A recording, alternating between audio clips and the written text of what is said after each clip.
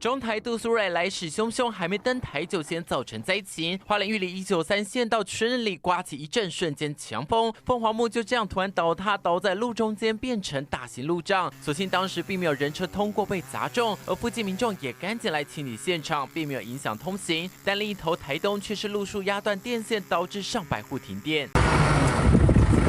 台龙之本同样刮起瞬间阵风，吹倒一棵25公尺高的路树，还进而扯断电线杆，导致100多户停电。但因为靠近岳阳之区，就怕停电会害死鱼群，台电赶紧派人抢修。台电的是它的所有高压电线全部被击断，这边是养殖专区，它的电如果停超过2个小时，这边的所有养殖的鱼类都会死光了。所幸目前已经全面复电，也没有传出人员伤亡。而在新北板桥，也有民众拍下一棵路树疑似抵挡不住瞬间强风，竟然连底座也被连根拔起，倾倒压向一旁的小货车。所幸现场也无人受伤。警方获报后也赶到现场排除障碍。各地接连传出树倒意外，恐怕杜苏芮的威力真的不容小觑。记者综合报道。